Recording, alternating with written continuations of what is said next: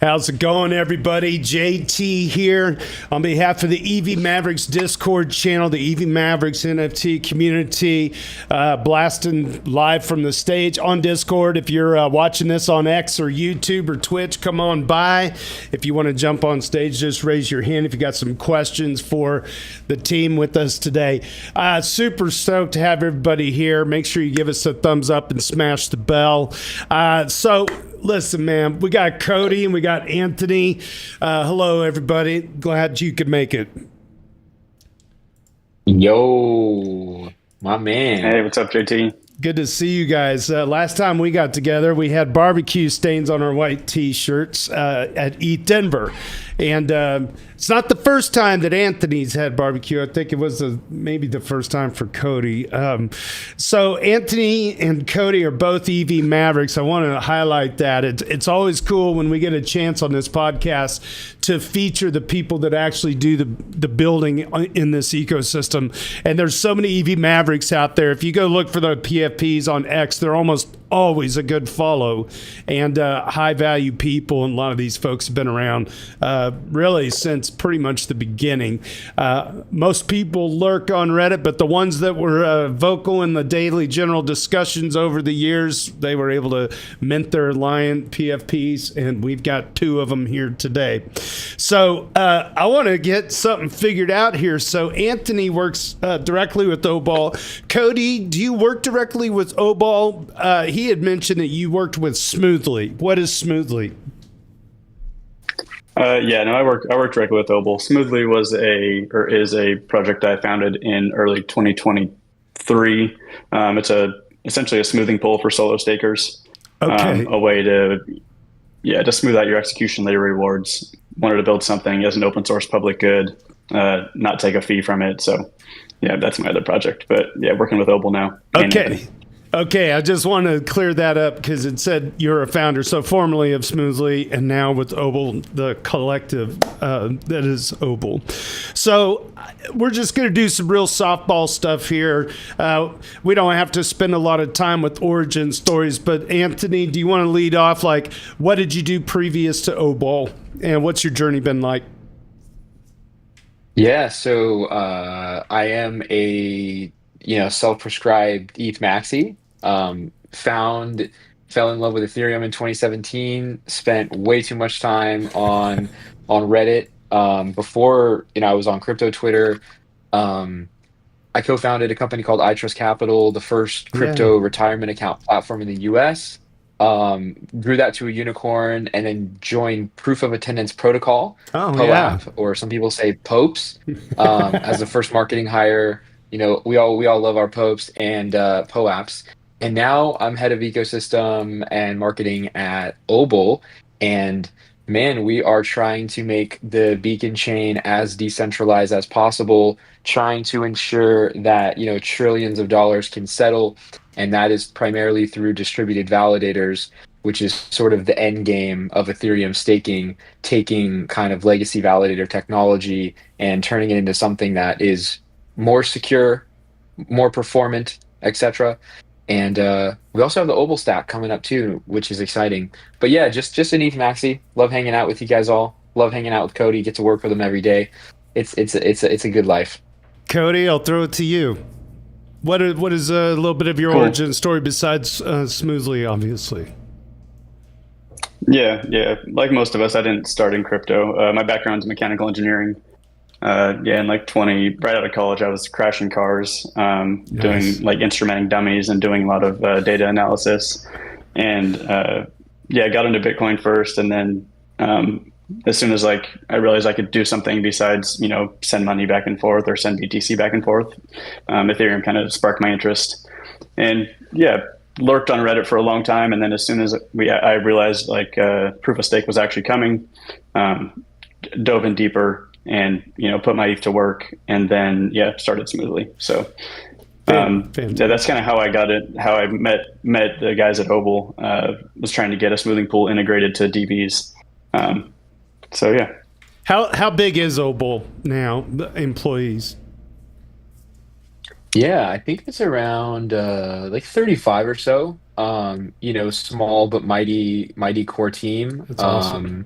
we just try to focus on like the highest quality talent possible. And AI is really breaking down barriers at the ability to scale, whether it's scaling on creative side or engineering side. So yeah, I think 35 strong. We actually have a retreat coming up in Argentina. So before Dev Connect, the whole Oh, team will be wow. out there, get to hang out, go whitewater rafting, go dancing, all that cool stuff. That's fantastic. And so, Anthony, how So, long? want to cut in, Anthony? You're muted on Discord, and you are broadcasting on the other stream. So, update the audio settings. Yeah, my bad. Yeah. Okay, should I repeat myself? Yeah, do that. You don't have to, but I know you well enough, and No. maybe for the other people in the Yeah. audience. No, yeah, let's. Of course. Yeah, we'll rewind it back. Go ahead. So Obol is like around 35 people strong. AI makes it so small teams can perform, at a pretty high level, and so less bodies are needed. I think this is a trend for most, companies. But yeah, get to hang out with great, talented people every day. We'll all be together in Argentina before Dev Connect. So get to go whitewater rafting, do a little salsa dancing, That'll be and fun. head into Dev Connect strong. That's fantastic. And Anthony, how long have you been with Obol? And Kody, how long have you been with Obol? Yeah, we're coming up on 2 years. Probably like a year and 10 months or so. Yeah. Yeah, because I remember. Yeah, Go ahead, Kody. Sorry. I'm just a year and a few months. Maybe 15 months or so. Anthony, I remember when I believe it was at Eat Denver at Kevin Owaki's church. I call it the Church of Owaki at the Green Pill Barbecue. I think you had just joined the team around that time. So wow, that's great. And so, all right, we got that done. Obol, what are we doing with Obol? Who's it for? And the other question I have is institutional staking. How does that work too? So let's just boil down the 50,000 foot view of what Obol is and who it's for. Yeah. I think if we zoomed way out, Obol's mission is to just like contribute to Ethereum's like never-ending story, which is its, infinite economy, right? We're all here because we believe Ethereum is going to change the world. The first major act that Obol has done is with distributed validators, right? A lot of people have heard of DVT. That's great for individuals like myself who want to stake from home, but are not that sophisticated about running a validator. So, if it goes down, it's not a problem. Generating keys is very secure without needing to like have a second machine for air gap. Various things. It's great for normies, squad staking, get a group together and stake from home. But it's the technology also is kind of a strict improvement over legacy validator technology. So institutions and professional node operators are running it as kind of their base infrastructure. We also have the Obol stack, which is going to be our second act for decentralizing all, Ethereum infrastructure and applications. But everyone has a different take on it. So, Kody, loves Ethereum like me. I'd love to hear how Kody sees it. Yeah, I think at its core, DBT was our first product, and if you aren't familiar with DBT, it's actually pretty straightforward. Traditionally you run one validator, one machine, one person, and DBT allows you to operate a single validator with multiple nodes working together, reaching consensus on what to sign. And there's also you like Anthony said, you have fault tolerance. So like him and I are in a squad of 6 people. 2 people can go down, and the validator keeps attesting. So yeah, it's aside from just like the technical benefits, I don't think you really know how nice it is to have that backup until you need it. Like getting support from the people in the squad for like technical issues, because a lot of people aren't super technical. Also, if you don't have 32 ETH, obviously it lowers the barrier to entry financially. I feel like that's one of the big arguments that people have about Ethereum staking. The trope was, it's only going to be for people that can afford 32 ETH. So just how little ETH can you stake on Obol? Yeah, it depends on the size of your squad. But and the stake doesn't have to be equal either, right? So like if I wanted a buddy to get into, if one of my buddies wanted to get into staking with 1 ETH, he had a machine. There it is. Essentially we could provide all but that 1 ETH, and he could deposit the 1 ETH and get his share rewards through a splitter. That's Also, that's it. That's great. What we all have come to love in the Ethereum staking community for a long time was like what Rocket Pool did to like democratize access to being a node operator and lowering the barrier to entry via like an economic bond, right? Obol is not supported in Rocket Pool yet. We've been, trying to work with them for a long time. Rocket Pool is great in many ways and they continue to innovate, but we have not had an integration done. But with Lido, Lido CSM V2 is coming to market in about a week, and you can get on mainnet with a squad for, man, what is it? A few ETH. Kody, what is going to be the bond total divided by the squad? So what's the master bond in CSM V2? Yeah, so for vanilla CSM V2, the bond required for the first validator is 2.4 ETH. So, divide that. You could have a squad of 10 and only put in 0.24 ETH each. But if you have ICS, it's the first validator, I think, is 1.5. So, 10's quite a large squad, but yeah, divide that by however many people in your squad, and definitely under $1,000 you could get on staking on mainnet. Yeah, so say a squad of 4, divide it by 2.5 ETH if you want to get on mainnet, and that's like a philosophical reason why you'd want to, the lowest barrier to mainnet. Theoretically, economics might not make the most sense at that level with your machine, but you also don't need to go watch over your machine, right? I think people eventually will get ejected from CSM if they're not performing well. I'm not, Rocket Pool, I'm not sure their mechanism, but they have some mechanism to make sure node operators are probably performing, whether it's just tied to the bond or the RPL stake. I'm not as familiar. But the great thing about squad staking is like, dude, I never check on my machine. If it goes down, the squad is still A-okay. How does what are the responsibilities of a node operator within Obol? Yeah, they're exactly the same as a legacy validator or traditional validator. Okay. Attesting to blocks, proposing blocks. The only added duty, so for example, Charon, our DV client, sits in between your validator client and your consensus client. So you can use any client combination with Charon sitting in the middle. And the only added duties would be, talking to your squad about the attestations and proposals that you're going to sign. And that's super lightweight. It's like, it doesn't, the minimum specs required for a traditional validator are the same for a DV. And there's no additional operational overhead for operators. It's a lightweight consensus mechanism that goes through the middleware. You don't have to do anything more. In fact, you have to worry less. When I made the little promo today, I mentioned 1.6 billion and over 1,400 validators. That was not correct. We're way higher than that. I'm looking at the front page of the website a second time here, and 3.2 billion and 22,000 validators. Are these numbers current? Is it even higher than that?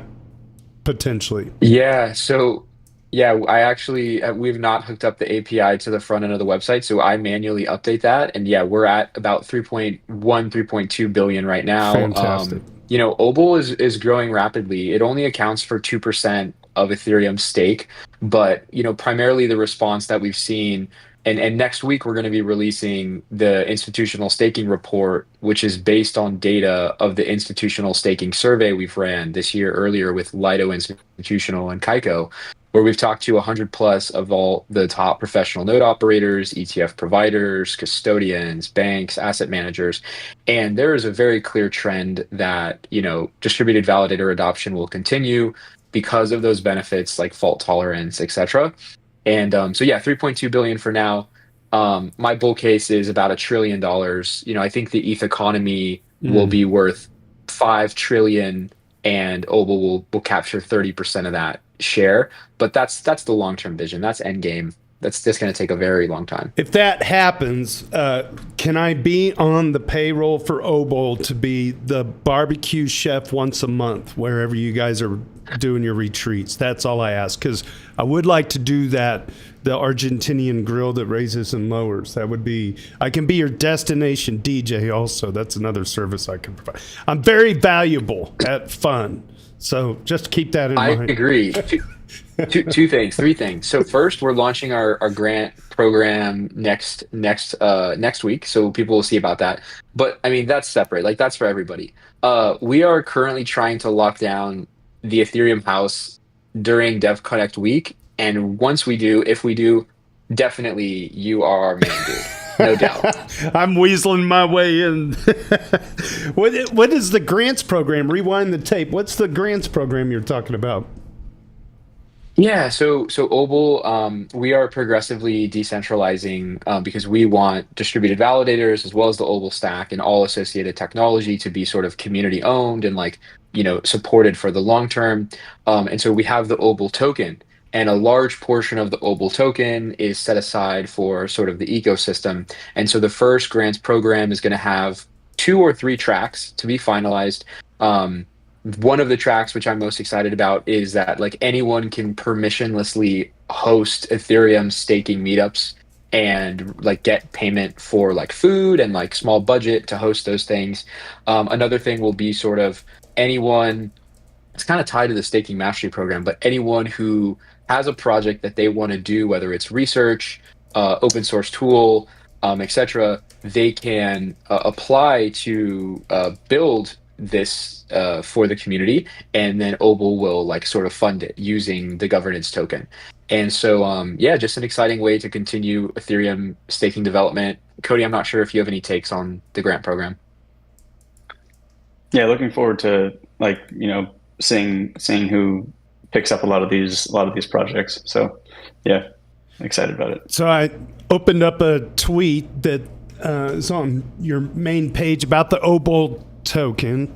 It says, I'm sorry, I lost my Elgato Stream Deck, so I have to do this manually on OBS, but it says now available for trading and staking after nearly 5 years of building. Obol distributed validators now secure a billion plus across Lido, EtherFi. This is from May 7th. You said a billion plus. You're at 3.2 billion. That's how fast you've grown. That's like not even, 5 months ago? Yeah. Insane.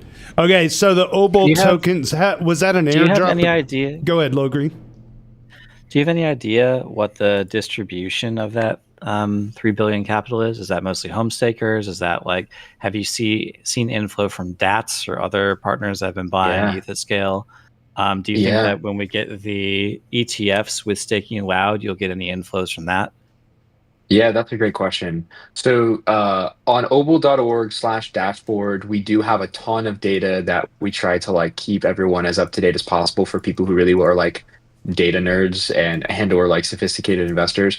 I will share that the data pipes on that are being updated, so the user experience from a design perspective and from a data perspective is like a little bit slow and not great. But with that said, stake distribution is kind of communicated there. A good chunk is from Lido, a good chunk is from EtherFi, a very small piece is from solo stakers, but it also includes like Swell, it includes Blockdaemon, Bitcoin Suisse, Peer2. I wrote a piece on this. People can look it up. It's called The Adoption Curve of Distributed Validators, the adoption cycle of distributed validators. Let me look it up. Anyway, and I basically kind of just like give you the lay of the land is like any technology goes through like an adoption cycle, which is not the same and is distinctly different than like a hype cycle, a Gartner hype cycle, which is separate. Obol is going through what is like a standard adoption cycle of technology, and we've just passed sort of the innovator phase and are now in like the early adopter, and we will then see like early majority when it gets to those like ETH staked ETFs. The no DATs have technically deployed on it directly with them running the infra, but some DAT stake is living on distributed validators because SharpLink has the bulk of their ETH on Liquid Collective, and Liquid Collective runs a portion of their validator set on distributed validators. And we're expecting a large portion of Liquid Collective to be running on distributed validators within a reasonable time frame. More announcements will be coming out in the future. So that, Kody probably has Liquid Collective. Is it more okay? So if you have something like Rocket Pool, and you're running the node, you're basically earning some portion of the staking reward from the other ETH that you're borrowing. The ETH holders are basically paying the node operators for technical service, right? Correct. Is that also true of Liquid Collective? Or Liquid Collective most resembles Lido's curated module. Liquid Collective is a liquid staking token positioned for institution with certain kind of like robust standards for their node operators. It is a permissioned node operator set of what most of us would consider a small set of operators, but they go through relatively robust onboarding, etc. And they do not put up an economic bond, but they're bonded by other incentives, economic incentives. Yeah, they're bonded by reputation and remaining part of that small collective, basically. Correct. Okay, so why would someone like SharpLink not use something like Rocket Pool, or even run their own nodes? Is it like they have enough ETH at enough scale? You would think that they could afford the operations cost of running some nodes, and if they were trying to maximize yield on the ETH, they would use something like Rocket Pool to maximize the yield, right? It depends. So if you're a node operator on Rocket Pool, you are holding a bonded token, which changes like your risk assessment as an entity, right? And you're also not getting a liquid stake token back. I think every different DAT, we're talking to all the DATs, right? They all have different kind of risk tolerances. One of them has actually signaled that they're going to be a Rocket Pool node operator.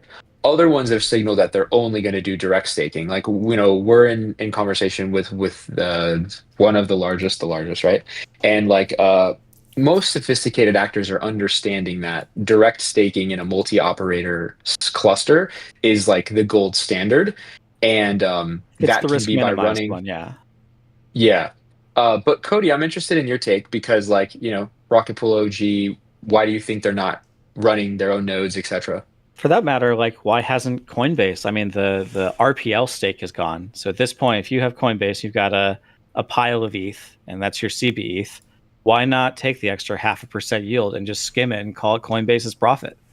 Why are they just not economically optimizing the rewards for themselves? Yeah, that's true. I'd have to say that it probably just like narrows down to education, and like, these guys probably have advisors they're talking to that, are also incentivized to send them a certain direction. You think Coinbase is uneducated? Like as a no, I wouldn't say Coinbase is uneducated, but like I would say that the DATs probably aren't in the weeds like we are in DeFi, and I don't know, and they're also maybe risk averse, and I think it's like maybe it'll play out over time, right? We'll see. These things just got started 6 months ago, and yeah, I'm curious like how it plays out over the next year.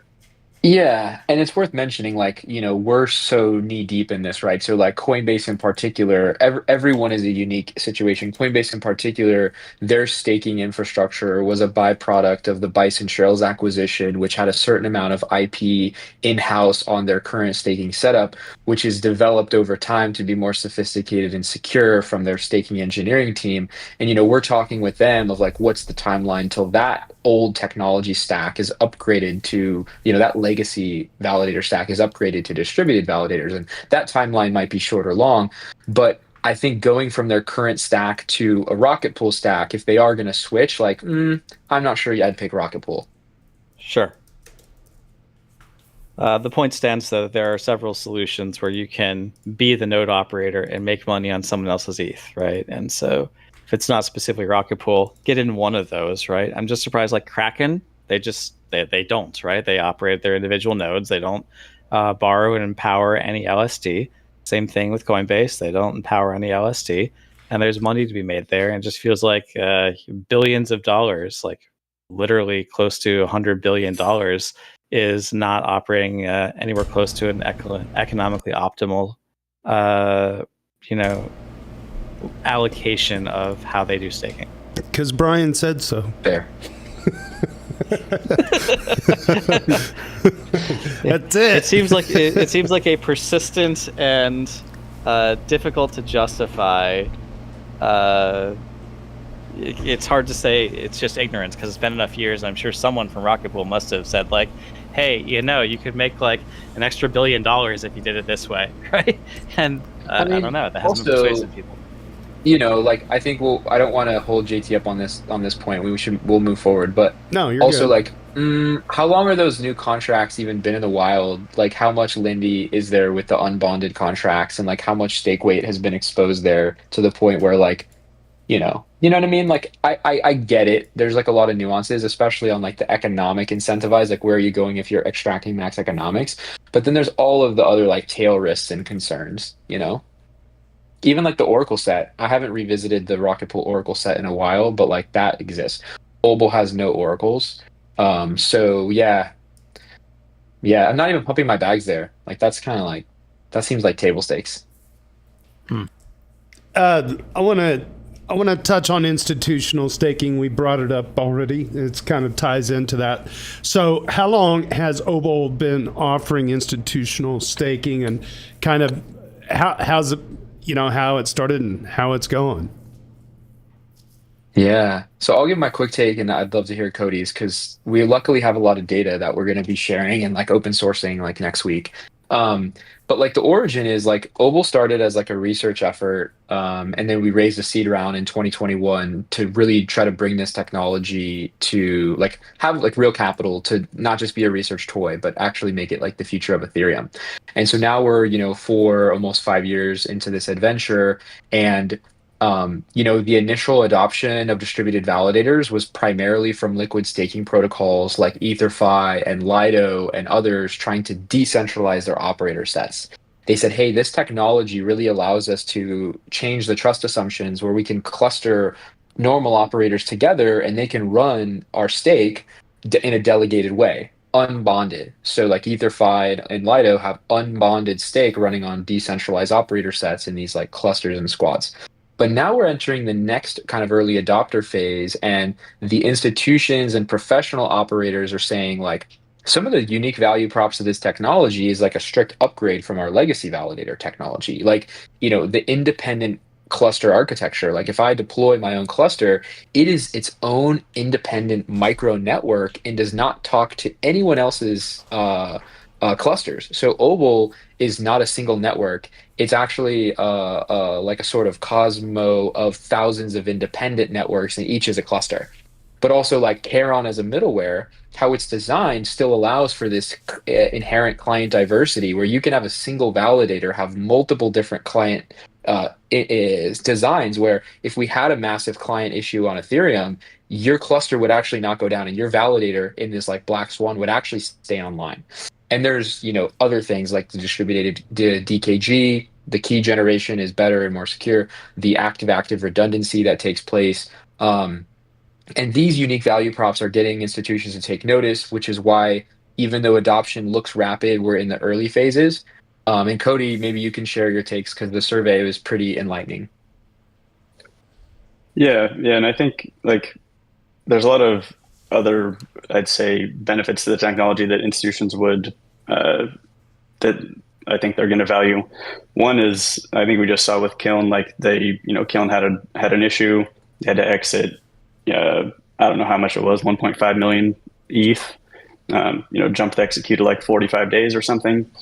So, in that event, if those keys are compromised, they're still in the execute and they're still validating. So that person, that hacker, whoever has those keys, they could actually like leverage that and try to get them slashed or do something crazy. Right now. Like right now.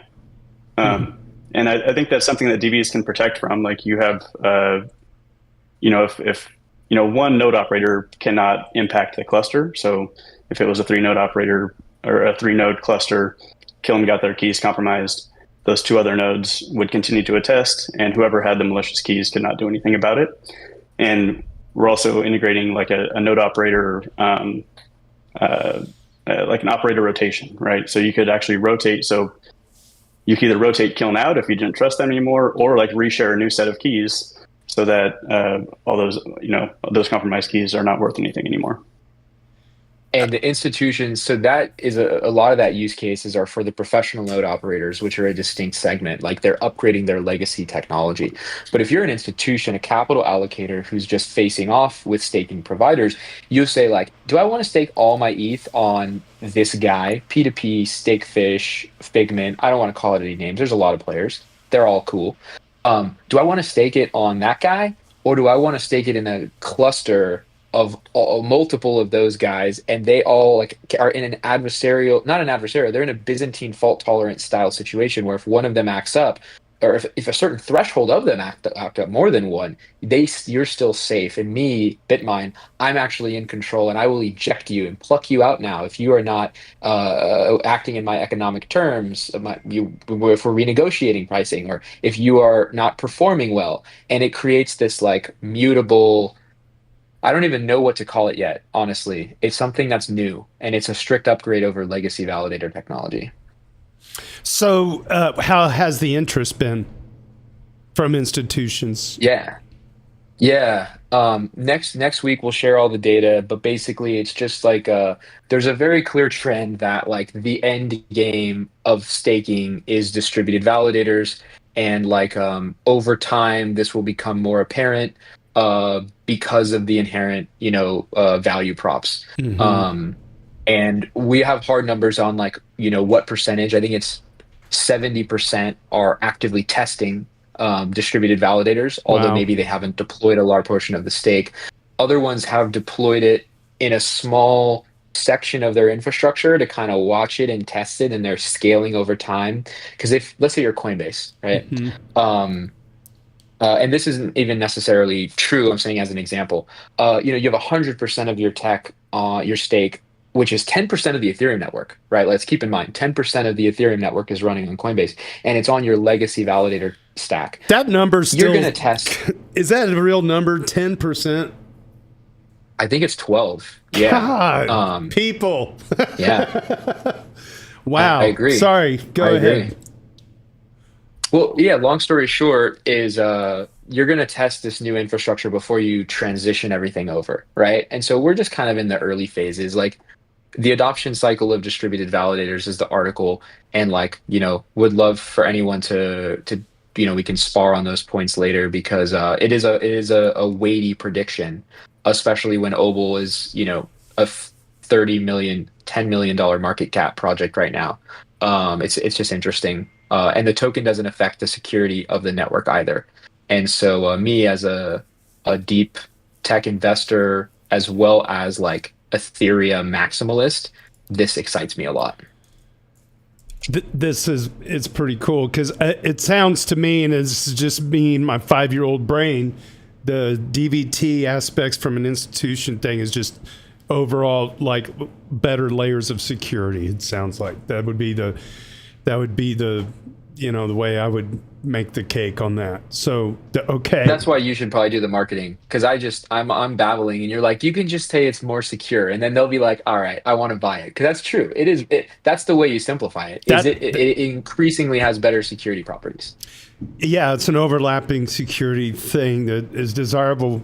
Yeah, that makes sense. And so I also want to give this is the Obol team. If you're tuning in on X, YouTube, Twitch, or if you're my mom on LinkedIn, we're glad that you're joining us. Make sure you hit a like button there. But Anthony and Kody from the Obol Collective, distributed validator technology, they got a report that's coming, the institutional report. I got a simple question. We're not bullish enough. That's not even a question, but we're not bullish enough. I'm sure that things are really stacking up out there, and I really wish the best for the Obol team. It looks like it's just a hockey stick this year for you guys. I mean, it's been a pretty dynamically disruptive year in terms of the amount of growth that has just exploded into the space, just with all the treasuries and obviously the ETF action and whatnot. So staking has a place, and I'm wondering from a regulatory side here in the United States, things seem to be looking like it's moving in the right direction. I'm trying to remember we just had the Genius Act, but the Clarity Act in November, I think, might further galvanize this North Star. Am I correct in assuming that staking's coming for these big boys and lady? 100%. I mean, Kody, I think you had the Ether scan that Grayscale is starting to cluster their ETH, right? Yeah. I mean, I think we all saw that on Twitter. It made its way up there. But yeah, I think it's inevitable at this point, and it obviously has the backing of like the current administration. And yeah, first time, I've been bullish many times. Yeah, and this is like the most bullish I've been on adoption of crypto in general. Yeah.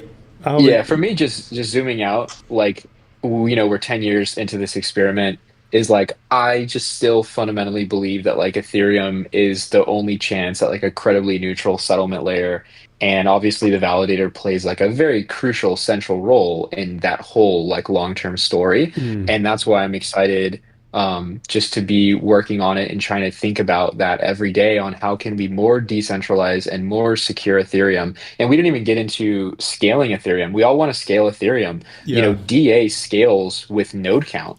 And if we don't have, unique individual nodes, like, we're not scaling DA, and definitely not in a secure way. We can't have all of our DA living in Coinbase and a few other entities, right? So, man, yeah, we're trying to do the good work here, and we appreciate everyone for the support. For the crowd, and I know this, DA stands for data availability.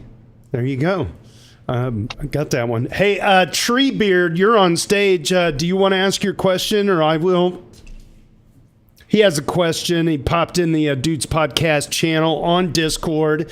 For Lido, etc., are these clusters generally run by a single operator to improve their fault tolerance, or are there mostly cross-operator clusters? Any potential for permissionless clusters with a bond? Yeah, good question. So so few people are uneducated on Lido, and so you're asking like a very deep and important question, right? So a certain percent, around, I don't know what it's, 5% of Lido stake is running on simple DVT, which is like Obol distributed validators in an unbonded multi-operator setup of many clusters, right? I don't know how many there are. I should know this. It's probably like 50. I'm embarrassing for not knowing that exact metric, but a small percentage of their stake is running on Obol in unbonded distributed validator clusters, multi-operator, a lot of them being like mid-tier and home operators, right? Some professionals mixed in. But now, very few people are paying attention. Obol is moving into the curated set of Lido as well. We've announced in the last 3 weeks, Peer 2 is moving. We announced Stakely is moving, and we have more coming out in the following weeks. I'm not going to say to just like burn the news, and I don't know what legal looks like.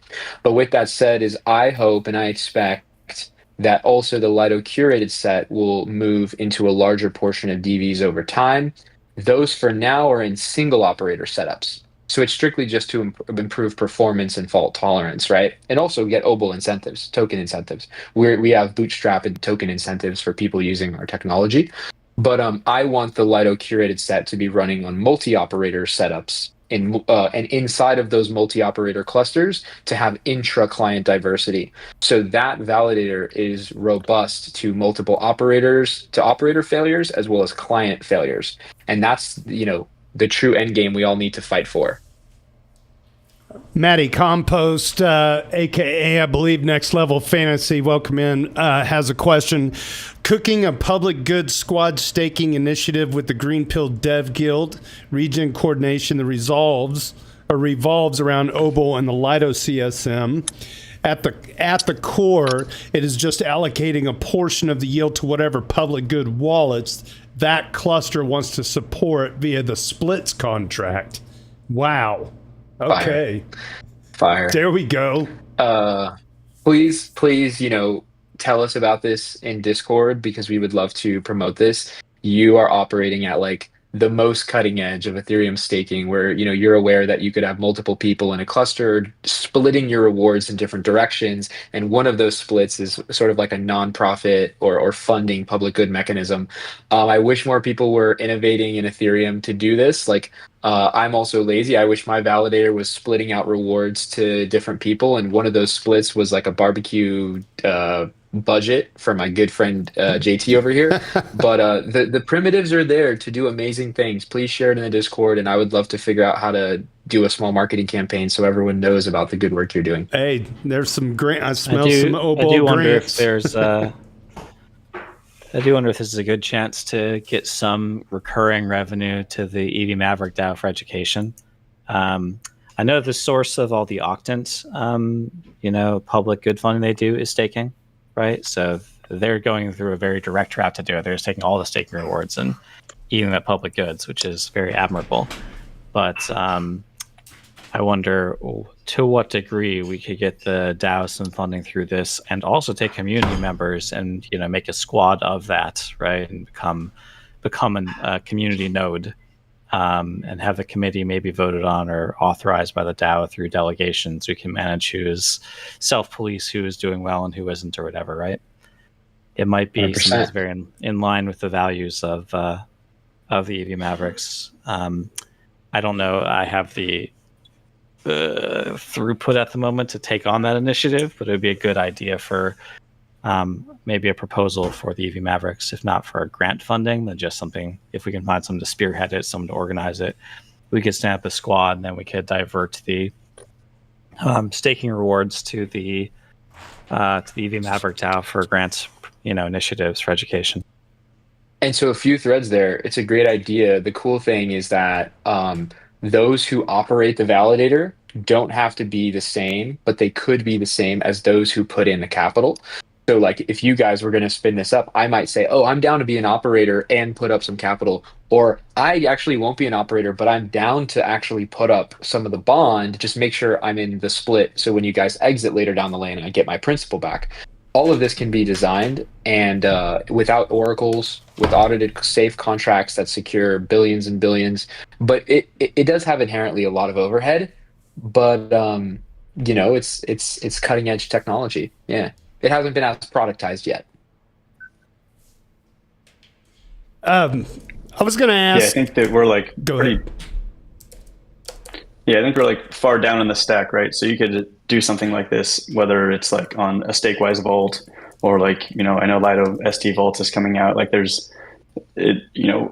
operate at like the client level. So that's the nice thing about DBs is like, no matter what your strategy is for staking, you can run DBs like on the back end. Got it. I didn't know if there was more follow up here. Anthony, that's good. I was looking at show notes. You were on when you were still working for POAP in March of 2023. That's so cool. Nice. Yeah, in fact, that's so cool. I think, yes, I had you on a year ago on May 24th. So you're this is 3 times for you, and you've had a different hat in the ecosystem on each one of them. Most recently, Obol. So, and it's cool because I get to see your trajectory. I mean, POAP's the shit. Don't get me wrong, but you're very malleable. You're able to do all kinds of different things and stay within the Ethereum ecosystem and crypto in general. But we always knew you would. It's kind of like, yeah, we all tripped and fell in the rabbit hole, Kody and Anthony and I, and Logri the Bard and Ben Broad, he's in the audience, Treebeard, 12 Meatballs. I mean, we fell in and we just stayed there. So 100%. I mean, I feel like most of us, once you go down the rabbit hole enough, like you kind of like never get out. And that doesn't mean it has to be your full-time job either. It might mean like you're just with the community, and that's where you put some of your capital, and you read about it. You're still part of the culture. I'm definitely one of those freaks who is like all in on the culture and the community and professionally. Mm-hmm. And like, the first time I came on, I was with POAP. Now I'm with Obol. I think I'll be with Obol for a long time. I just love working on things that I think could be like fundamentally like changing for Ethereum in a very positive way before people know about it.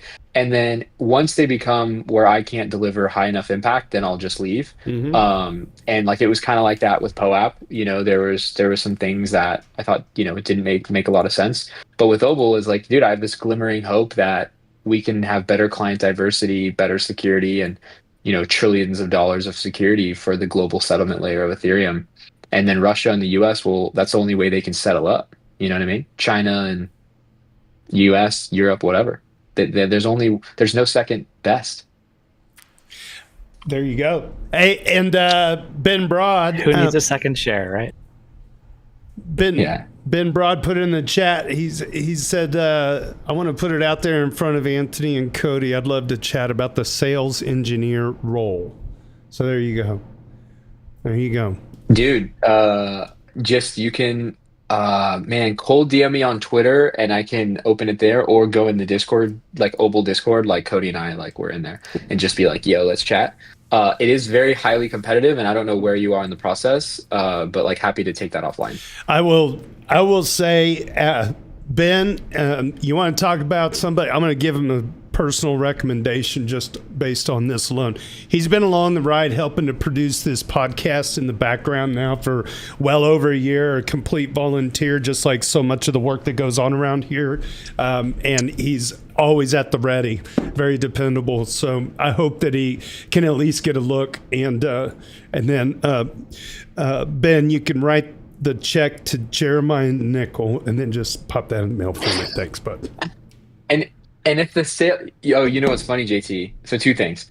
I have been drinking my 2022 merge every day since I moved to Southern Utah recently. I drink all my water out of it every day. I'll share a picture with you later. Every day is my Ethereum mug that you gave me from 2022. Oh my God. But for the sales engineer, and if you're not a fit for that role, like there still could be some other areas that you might like be a fit. We're changing how we do customer experience at Obol because of all these institutions. We need to be giving world-class white glove experience, and so I'm helping with Kody and some other team members to make sure customer experience is elite. So yeah, happy to talk offline. But yeah, JT, I drink my water out of that every day, man. That's the merge funny. mug. Yeah, a little inside baseball. Made some mugs for some friends and hosted a barbecue, and everybody got the mug. So I'm glad it's being put to good use. That's fantastic. I'm going to have to make one for Kody now, see. Let's see, is there anything else we want to cover here? I'm going to let you guys take the lead. If there's anything upcoming with Obol that you want to get out there, I know we're going to have you back relatively soon, maybe as a pop-in on another show to do the institutional report thing. But is there anything else we haven't covered? Kody, I'd be interested in you giving your vision or pitch of the Obol stack, knowing that it's very early, and just see how people feel about it. Like, we need to start getting user feedback eventually. That's true. I'm here for it. Let's do it. Cool. Well, yeah, I'll drop a link in Discord to the landing page. But essentially, what we're trying to build with the Obol stack is I'll just say the pitch. It's a modular plug and play framework for decentralized infrastructure, which I'd say we can definitely improve on that pitch. Oh, and applications, yes. But essentially, the way I see it is that, like, right now I'm running my validator on my node at home. I'm running a solo node. Rocketpool is plugged into it. My squad stake is plugged into it. I'm kind of like trying to maximize that one machine.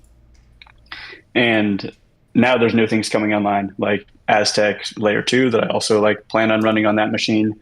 And the Obol stack, so like you can imagine right now my machine looks like I've duct taped a bunch of different pieces together to like, Docker composes and systemd things and like all these, like I'm almost afraid to touch it at this point because I feel like it's this Frankenstein of a machine.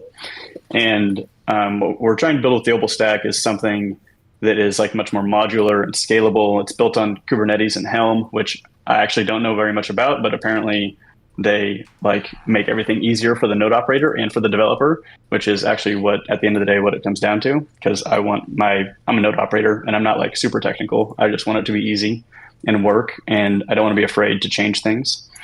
So yeah, the Obol stack is a way to essentially make the most out of your validating machine by running other decentralized infrastructure like layer 2s or AVSs, or validator sidecars like pre-conf protocols, commit boost, to make the node operator's life easy and maximize the rewards. But on the developer side, since it's built in Kubernetes and Helm, it's super composable with like any of these layer 2's Helm charts that they can be deployed on the Obol stack. So yeah, there's a lot of different threads to pull on there. I'd say another one that I'm actually excited about is like running a local version of like your favorite app. So like we've seen all the hacks on these front ends, and a lot of times, sometimes I want to go swap a token. I always go to CowSwap. That's like my go-to spot. But if I could run something locally and not be concerned about this front end being compromised or like signing a malicious message, that's something I would do, and that we're working on running like all apps locally as well. So yeah, that's a pitch on the Obol stack. I'm scared every time I sign my Gnosis save. Oh god, yeah. When Gnosis emits the transaction to the hardware wallet, what actually hits the hardware wallet is completely inscrutable. Like you just take like the most basic ERC20 approval, right? And you actually look at the data that hits the hardware wallet, and you have no idea what's going on anymore, right? It obfuscates any chance of me being able to use the hardware wallet to catch a malicious wallet transaction, right? Where Rabby gets compromised or something, and so it gets sent to the hardware wallet. It's wrong. Well, I'd be able to catch that if I wasn't using multisig, but in the multisig, hopeless. Yeah, for sure. Well, that's the pitch for the Obol stack. Even on my big Grid Plus screen, can't read all the different things happening on my Gnosis safe transactions. So if you want a primer on like what Kubernetes and Helm are and the value of that, right? So if you're using Docker Compose, that runs on a single machine, right? And if something goes wrong with that machine, there's nothing to pick it up and move it elsewhere. Kubernetes is something that was built by Google. It was originally called Borg, and it's basically for coordinating Docker instances amongst different nodes. So now if your container crashes, it knows the state of that, and it can pick it up and launch it on another node in that same network. And so you don't have the downtime. It'll self-heal by just porting it to wherever it needs to go. So you describe to Kubernetes and say, I want one of this container running, and it'll figure out via scheduling where it should go. But if a node suddenly goes down, is unavailable, or the container is crashing and not coming up there for some reason, it can try a different node. So if you get a hard drive failure, something that's stopping it from loading files, mounting something, right, with network partition, whatever is happening, it is Google's best attempt to make a self-healing cloud so that they can reduce the engineering stress of being on call, which sounds pretty good for us, right? Now, Helm is just a template 100%. Layer on top of that. It's just a way of describing things to Kubernetes, right? So Kubernetes takes these documents and it just it'll say, okay, as I said, here's the container, here's the image that you need to run, here's the resources it needs for scheduling purposes, blah blah blah blah blah. Helm is just a template layer on top of that, so it uses Golang templating. Basically, it allows you to change what the volume amount is or where the secret is or other facts about it, right? But at the end of the day, it just renders down to Kubernetes and adds some metadata. It says, hey, this thing is Kubernetes. The Kubernetes documents, you can put them all under a single file. Then you hit kube control apply, and like cleaning up is kind of a mess, right? So Helm also adds some metadata on all the Kubernetes documents that basically says this is managed by this Helm chart. So if you do like Helm destroy this chart, right, or Helm uninstall this thing, it'll go and find 20 different Kubernetes documents and delete all of those. So it improves management at a level above the document level in Kubernetes. All of this is, as you said, something that just makes it easier, especially because Helm charts are composable. So we can get multiple Helm charts all called under the same Helm chart in a sort of recursive way.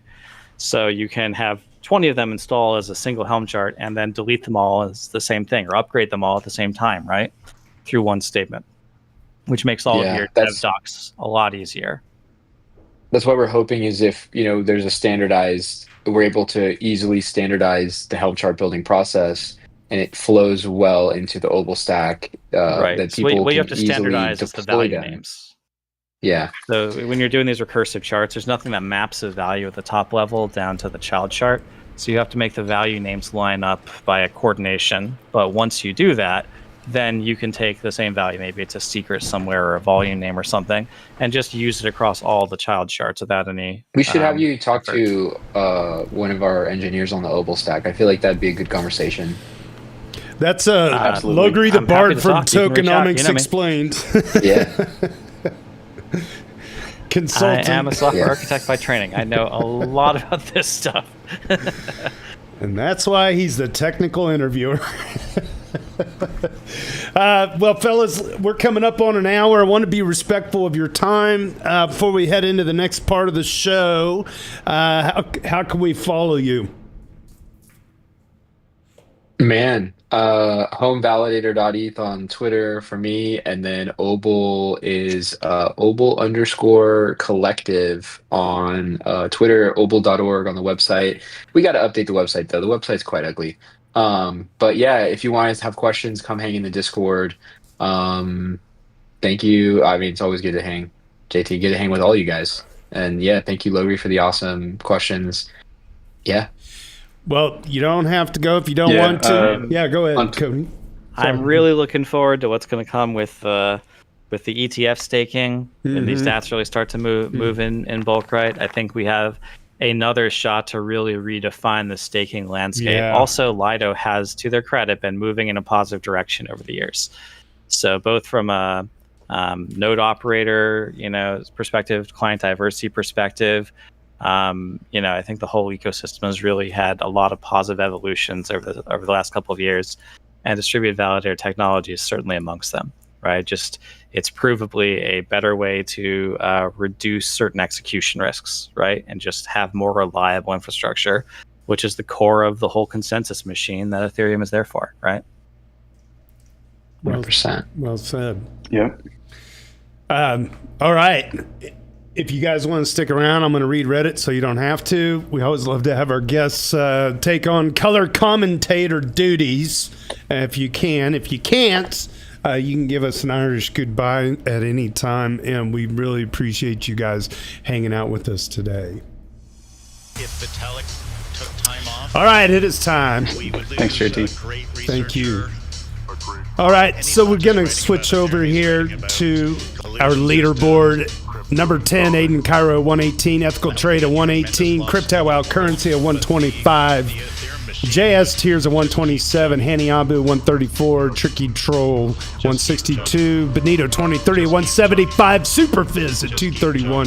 Logri the Bard at 236. And Harog at 260. This is dailydoots.com. Designed and produced by our very own Hanny Abu. And he's a wonderful person. He's on vacation right now, so we're not going to go through the rest of the stuff here as normal. I'm going to raw dog it right off of Reddit, just like the old times. Raw dog Reddit, I like to call it. All right, so we're going to pop right on over to our Trinity. Alexis Kef. Alex is Kef. I always say it backwards. It chimes in Ethereum. Numerous ruined 49.47. Ethereum is sound money. Okay. And the price at the time of writing was 39.62. I think we might be up a little bit from there, and that ratio at 0.03593. Our JS tiers, our haiku of the week: Ether commuter, liquidity sharpshooter, the world computer. JS Tears. How does he do it? How does he do it every single day? A daily haiku until we get to 0.178 on that ratio. By the way, Bert and Kody, since you guys are old mavericks, do you recognize the name JS Tears? Do you know who that is? I learned this recently. JS Tears. He is the organizer of EthCC Paris. He's a founder. Oh. He's like a main founder. Jerome. Yeah, cool. Oh, Jerome. Yeah. Yeah, he's a legend. Yeah, super nice guy. It's so crazy that I was able to put a face to a name, and he's from France. And the funniest thing happened on our live stream because he dropped an F-bomb and he said, "Pardon my French," and I was like, "That's the funniest shit." That was like the funniest thing I'd ever heard. I'm like, I have finally seen like a bucket list item where a Frenchman says, "Pardon my French." Okay. Anyway. Clam Chota chimes in, take my energy. Thank you, Clam Chota. All hail the eternal crab. Ad Astra, there it is, the crab in the middle. Says, once again, Sisyphus' rock is rolling down the hill towards the inevitable bottom. In his infinite love and wisdom, the eternal crab set it in motion with a gentle push, just as the arduous task of rolling it uphill was complete, and the hodler was happy at this accomplishment.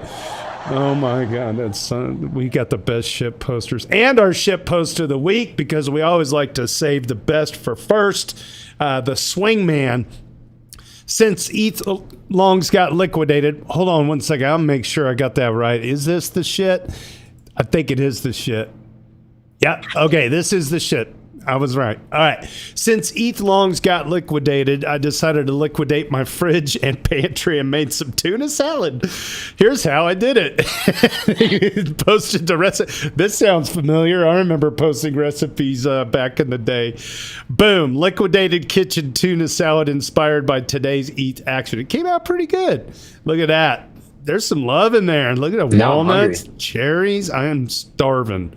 This sounds so freaking good. Yeah, that just reminds me I'm hungry. It's a good trinity there. Mayo, sour cream, and Dijon. Speaking of French. Thank you so much, Swingman, for the salad recipe here. A Deuter number 16 for this week. All right, Benito 2030, Deuter 176 discusses Ethereum superpower and composability. In one of the recent podcasts, a guest, I think it was the debate at Bankless, said, quote, "I think the superpower of blockchains is composability," unquote.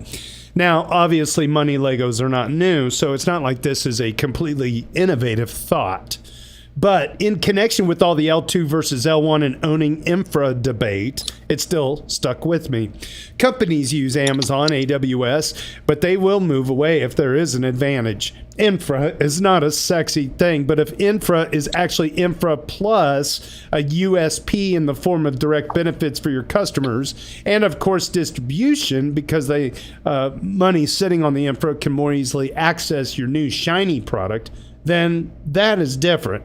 The TLDR, I think the focus should really be on the UX interoperability part of Ethereum to show companies where they should build to get the max out of unsexy infra. Hey, Treebeard, you're hot miking, sir. Thanks. Harog replies, this is the top Deuter of our Ethereum. Agree. Interoperability is a key component what makes Ethereum interesting. In a recent Bankless podcast, Ondo Finance guys were asked why they chose Ethereum. They had 3 reasons: real-world assets, total value lock, DeFi ecosystem, and the very well-established intense framework, which they need to tokenize to redeem stocks. Here's a link to the interesting part, and there's a YouTube clip. We won't open it. When I heard that, I was honestly a bit surprised because intents have been used on Ethereum quite a bit. I think CowSwap was the first DEX which used them, but I was not aware that other chains are lacking in that regard. It's good to hear that all the discussion about intents and their implementation in the last few years are bearing fruits now. All right. Man, Intense were so crazy. That hype cycle around Intense, I feel like people talked about it all day, every day for like 6 to 12 months. Oh, yeah. Yeah. Well said. Let's see. Rhythm of ETH, Deuter number 59. The hypothesis is a very unlikely but theoretically possible black swan for Tether. Oh, strap in. You got to love some Tether FUD.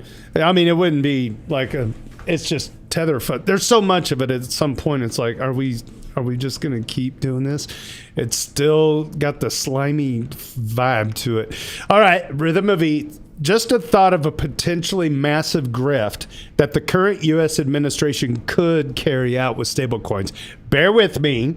It's just a fun thought exercise, all right? We have pizzas, we have 300 hamburgers, many French fries. One of the key things about U.S. Treasury bonds is that mostly countries and U.S. citizens can hold them. Lately, the U.S. has been hinting and not wanting to honor debt associated with bonds held by China, which has resulted in China being forced to sell on discount said bonds to other countries, and the corresponding Chinese pivot to gold. Doing this, saying you won't pay your debt, is a massive hit to confidence in the dollar. See how weak it has become, and can result in political and diplomatic turmoil for the U.S. This administration is clearly walking this path. But you know which type of entity has no real countermeasures to this? No tariff war to be had? No geopolitical tensions to raise? Yup.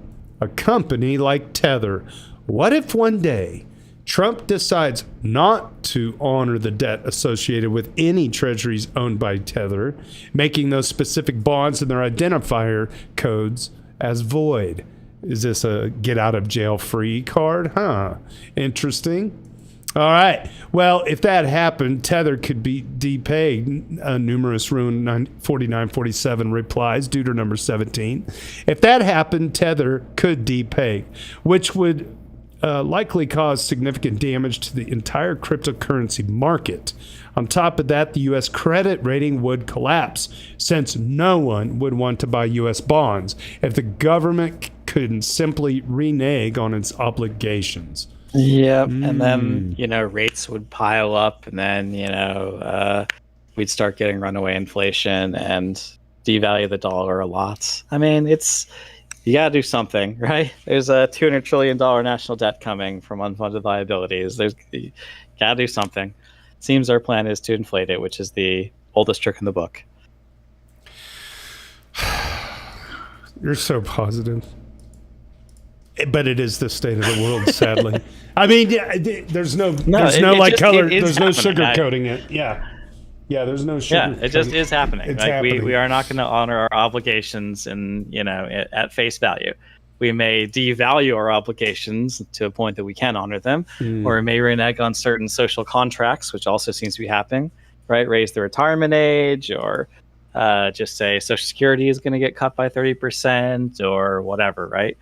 We may renege on some of those promises in that way, but just as we keep funding the initiatives at face value, we are extending lives with medical technology so that we can pay for longer lives on Social Security and more expensive medical treatments every year as we invent new medical treatments, right? So it's something's going to break, and what's going to break is the dollar, or at least the U.S., right? So not to get into it too much, we've talked about it before, but yeah, we live in a collapsing empire.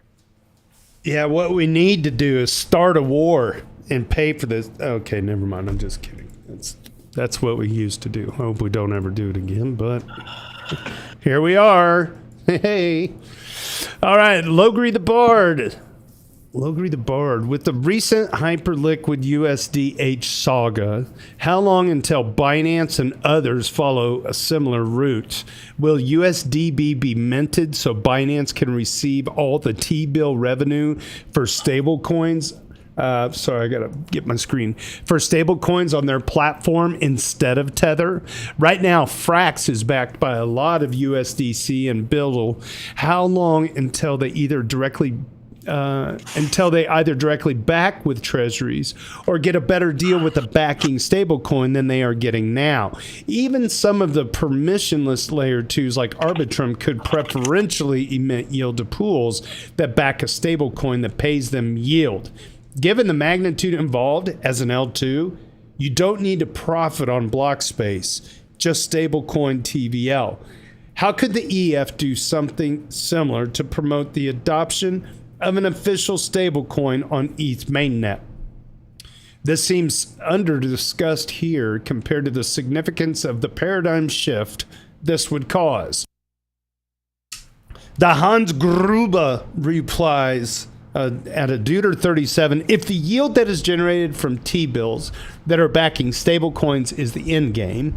I've talked about my thoughts on the current upcoming stablecoins wars here, but it was some time ago. All right. And there is still all this hullabaloo of if or how the yield gets distributed to the stablecoin holders. What if we ask the EF or Etherealize to skip all these stablecoins shenanigans and instead ask them to lobby and collaborate with the Fed to allow direct minting of the T-bills on chain? An official T-bill contract being on ETH mainnet feels right. Maybe they launch their own L2, but I like the idea of mainnet. It's big, it's heavy, it's solid. The Fed operates on ETH. Besant says he wants a multiple trillions of USD stablecoins, but what he actually wants is, and he crossed this out, to punch people in the face. But that's funny. But what he actually wants is to sell multiple trillions in T-bills that he knows backs them. Users could take their tokenized T-bills and use them on chain as collateral for loans to LP, or to take them and mint whatever stablecoin offers the best incentives. In this way, the free market decides what the best stablecoin will be instead of attempting to make a, quote, official, unquote, stablecoin, which I sort of thought was already DAI. But with the rebranding and how cloudy the whole situation has become, I'm not so sure. And also ETH as collateralized versus T-bills, and also ETH as collateral versus T-bills. There may be some circular logic here that I'm missing at the moment because I'm tired. Oh, nice reference.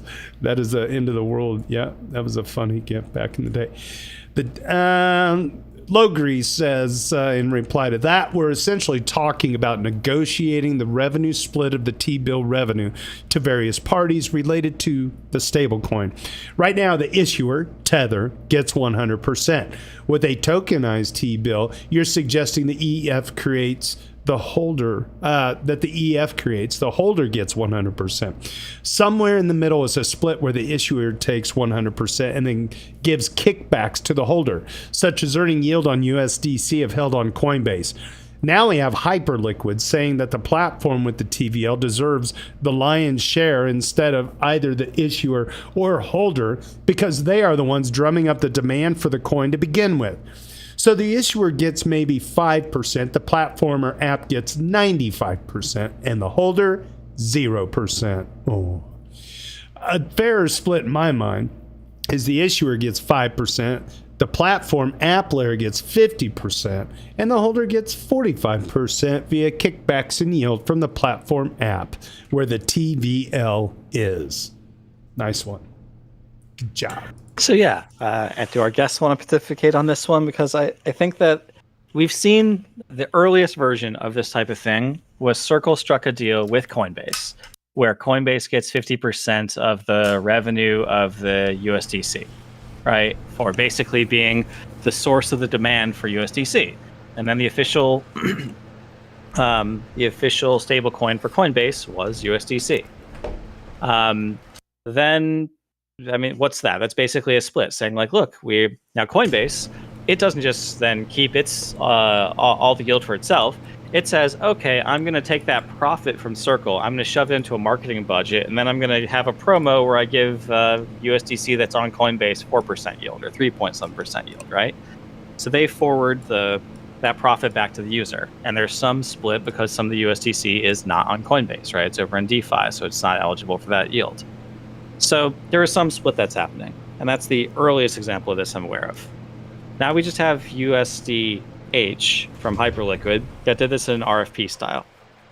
So they basically said, well, we're not going to state an opinion on what the split should be. We're going to let the stablecoins, basically the issuers, write a proposal, and they'll tell us what the split should be. And like not just one, but like 8 different stablecoins came in at like 95% going to Hyperliquid. Mm-hmm. Right? So it's not like in a single opinion. It wasn't as though Hyperliquid said this was the opinion. Previous split seemed to be 50-50, but it came in at like 95%. And when 95% going to the Hyperliquid. Yeah. And then 5% going to the entity managing the infra? That's managing the issuing the stablecoin. Okay. And then they expect Hyperliquid to take that 95% and decide how they want to incentivize users, if so, correct? If so, yeah. Yeah. So My view. Good. Well, yeah, just the reason why I don't think an official T-bill contract being on ETH mainnet feels right in the short term is, well, so first off, I'd love that, right? I think instead of going like to Fed Direct or whatever, having it on chain is great. But I think like, we gotta think about like user psychology, right? T-bills generally are gonna have their own like floating valuation based on like market movements, etc. Where most people, users, are like relatively not sophisticated, like they want a stable currency. So I think they'll always opt for the dollars over a treasuries on chain. But I do feel like there's probably some kind of market forces that force the yield to be passed to users over time. But I don't know. It depends how sophisticated users are. Anyway, I mean, TLDR. let's say there's two Hyperliquid markets. Hyperliquid market one is with USDC or whatever I think that's what they're using now. Hyperliquid market two is with USDH. And they're going to take that 95% yield and give liquidity farming basically to the liquidity that's parked on the USDH pools. Do you think that the extra revenue from that is going to entice people to migrate most of the liquidity onto the USDH pool? If Curve did something similar, right? Or let's say Aave. Aave says, look, you can park your USDH here, the equivalent, whatever they would make. And we're going to go to Circle. We're going to say, Circle, we expect you to pay us 50% of the T-bill yield that you get for the USDC on Aave. We've got a market cap over time, so we know how much that is. Give 50% of that over to Aave, and we will use that to do liquidity farming on the USDC pool, basically to encourage growth of USDC. It's how to promote the growth of your stablecoin. Do you think that Circle would go for something like that? Right? And if not Circle, could they just go to any other stablecoin and say, actually, we're going to promote, Tether, you want to grow, we'll offer the same deal to you. Or, Frax, you want to grow, we'll offer the same deal to you. It is obviously the case that the platform, the application, is the source of the demand for a lot of stablecoins. They deserve a non-zero amount. The users that are holding it deserve a non-zero amount. Right now, 100% is going to the stablecoin issuer as the sort of standard for the industry. This is a good, once we see this work, if it works, right? It's an easy pattern to copy. And I think it can be contagious across the ecosystem. And it can cause a massive renegotiation of where the T-bill revenue goes, to what parties, to which applications. How does an L2 take their share of this? How does an application take their share of this? How does a user get their share of this? What's a stablecoin issuer's share of it, right? We can renegotiate it from 100% 000 to something that has a spread there, right? And I think that's probably healthy. And if we actually believe there's going to be like $4 trillion of stablecoins making 4%, then this is like a $160 billion decision we're talking about a year. This is not small potatoes. Yeah. I mean, yeah, I guess it depends who you're talking to. Like the unsophisticated users, I'm not too sure how much they're even paying attention to this, but I agree. Well, it requires they could say, hey, thinking. pool 1 on Aave offers 4%, pool 2 on Aave offers 6%. Am I willing to swap and deposit in at 6%? Right? That's a very simple question to users. Pool 2 is just taking the treasury yield and forwarding it to them as liquidity farming in some way, which appears as a higher rate. What do you think is going to be more attractive to people? I think generally, if you have USDC equivalents that are just paying you a higher rate in Aave, the liquidity will migrate to that, right? You'd think so. So as long as the friction between stablecoins is very low, and we can see the dexes make it pretty low, right? We can get more fancy atomic transactions, and we're getting all the paymaster stuff for account abstraction. People will basically just be able to zap it, right? Be able to bridge the USDC on chain and then zap it into an Aave vault is basically the USDC equivalent on Aave, and just make more yield that way, right? And it'll cost them a penny for the move and the swap, right? So it'll be. I think that there is a chance for this to really renegotiate where who benefits from the treasury yield, and this comes directly at Tether's bottom line, right? This is a shot as an ecosystem. Tether thinks they're worth $500 billion as a company. Yeah, can we make them worth $5 billion? Can we take their bottom line? Logri, on that note, did they not were they not asking for a raise of 20 billion at a 500 billion valuation? Yeah, what Tether do they need 20 worth billion for? They won't say. And that should be kind of a red, yellow flag, if not a red flag. That should be kind of a cause for concern for investors. I'm so puzzled but it's by investors that. choosing to give it to them. So if they can get investors to give them $20 billion, then I guess they deserve $20 billion. What are they going to do with it?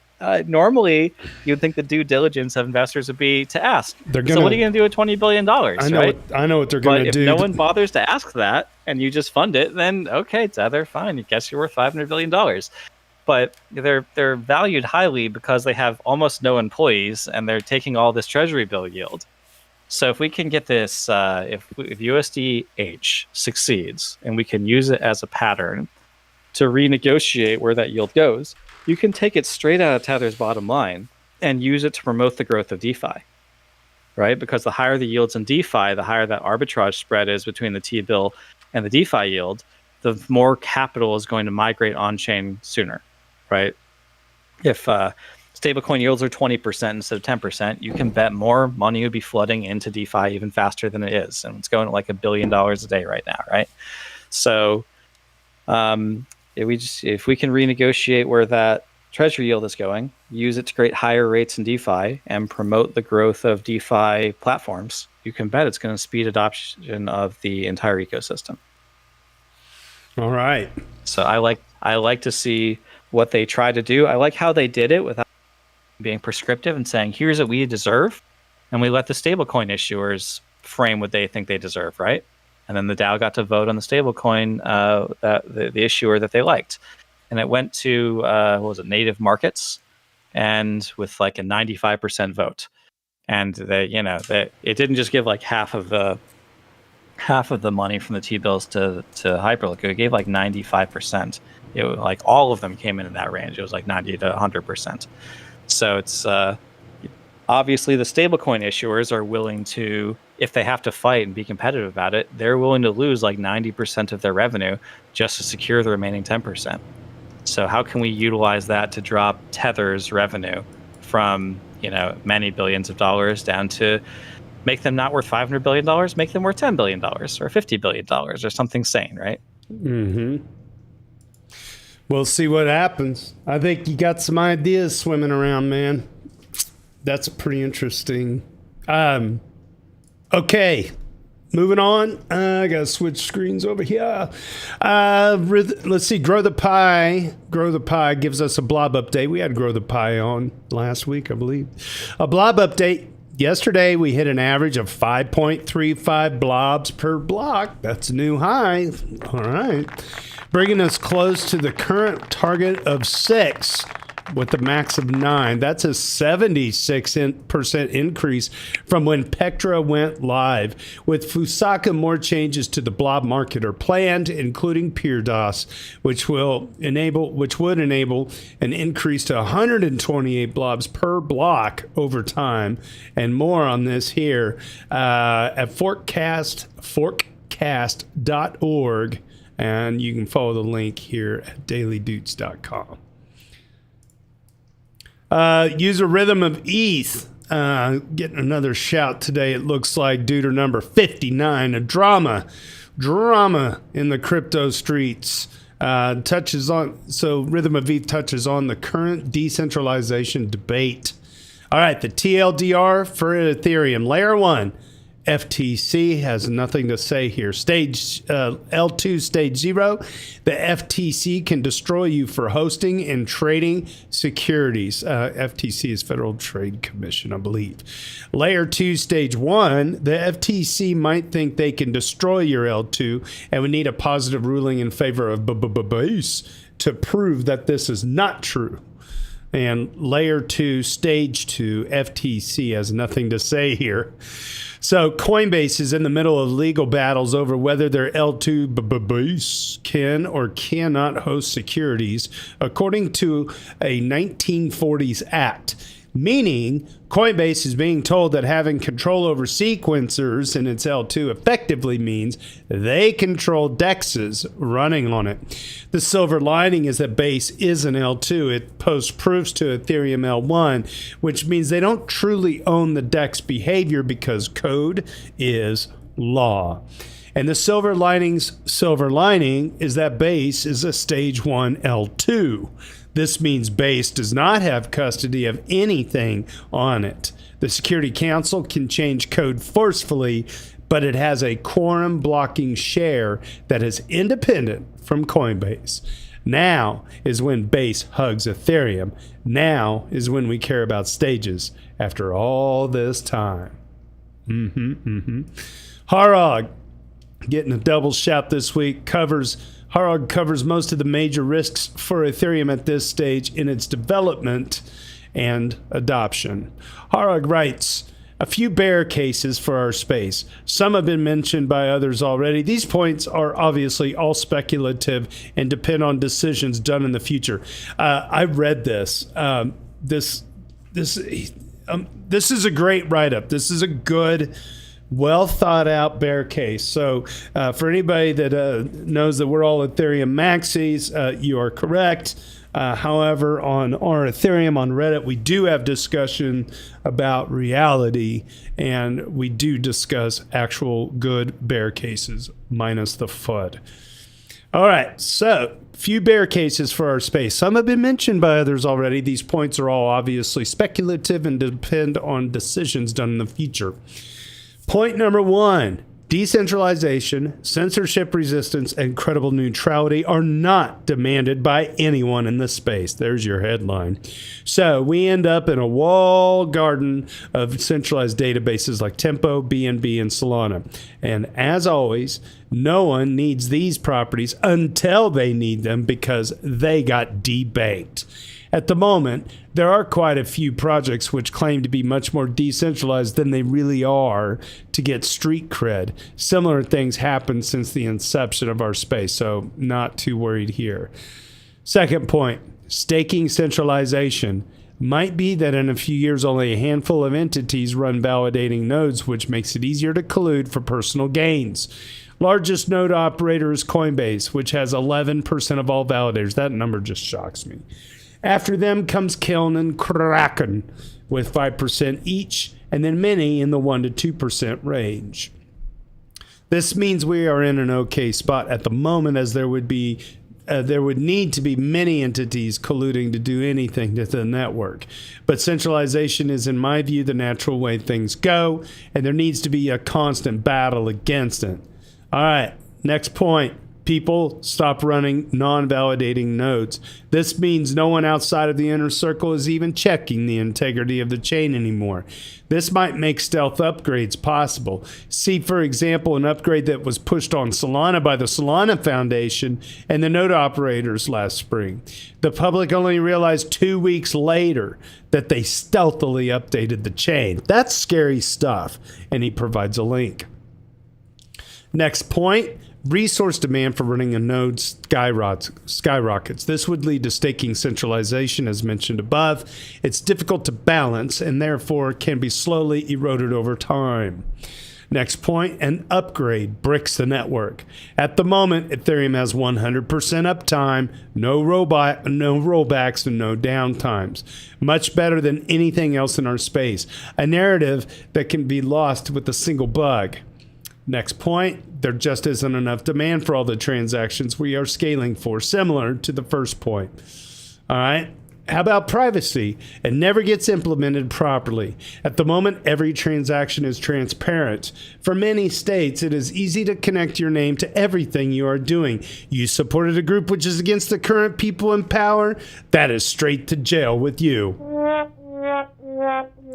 There are ways to anonymize your transactions, but they are cumbersome and might make further transactions with centralized entities difficult.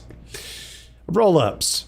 they might never get implemented properly. At the moment, the largest rollups do have lower security guarantees than they could have. Most are working towards improving that, but progress is slower than, at least I, expected. Ethereum governance, here we go. That process gets co-opted by malicious actors. What if that happened? Or it turns into a fruitless turf war. Ethereum governance is complex, but has shown a lot of resilience against influence of single actors, which is great for a credible neutral network. This could get subverted by some larger entities. All right. People might like Ethereum, the network, but not use Ethereum, the token, as much. That's a bear case. Similar to how many people love Bitcoin, the token, but only very few use the network at all. I think I agree with this. Just case in point is the amount of USDC, yielding things that don't necessarily need a lot of ETH to operate.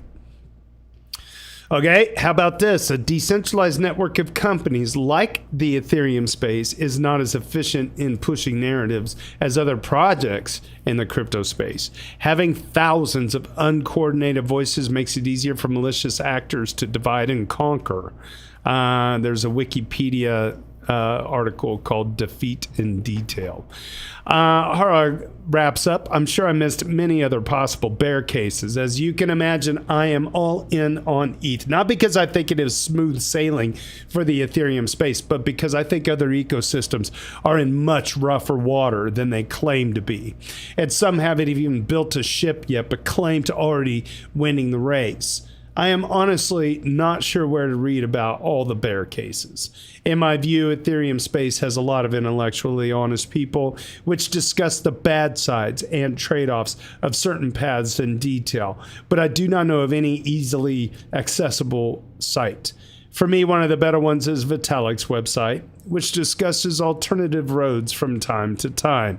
Podcasts where he appears are always great, and the way he discusses topics is easy to see bear cases if things go a different path. Well, that was very good. Thank you, Harok.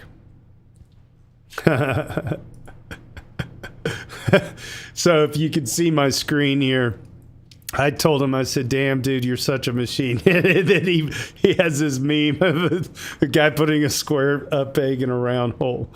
But to be fair, I think sometimes I find the right answer, but seldomly on the first try. He's too damn humble. This is good. It's yep, quality. A lot of the best of us are. Mm-hmm. Yep.